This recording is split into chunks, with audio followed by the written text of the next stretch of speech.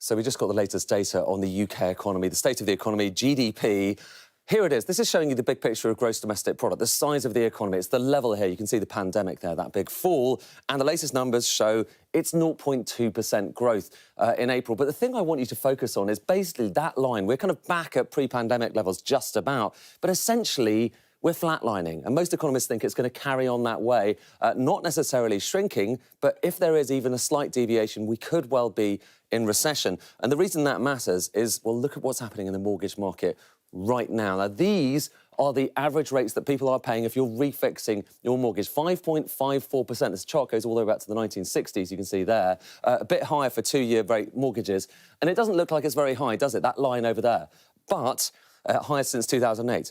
But here's the thing, you've got to adjust for the fact, these are just the headline mortgage rates, adjust for the fact that you have higher mortgages right now, people are more indebted, they have lower incomes in comparison with their mortgages, adjust for all of that, and it's a very different picture. You get a very different line, an effective rate really showing the burden that people are facing, going all the way back to the 1960s, and have a look, where we are right now is actually the highest since 1991. And remember, 1991, official rates were up at 13%. That precipitated a housing crash, a recession.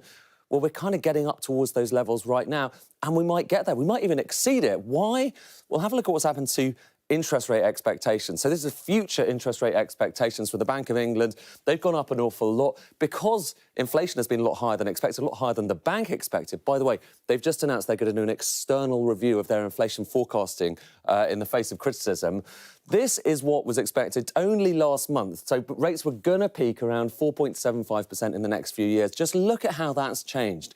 Now the expectation is they're going up to 5.75%, so closing in on 6%. By the end of the year, the turn of next year. That is really high, and that's yet to feed through to those mortgage charts I showed you a moment ago. So things could get really tough for you, particularly if you have a mortgage.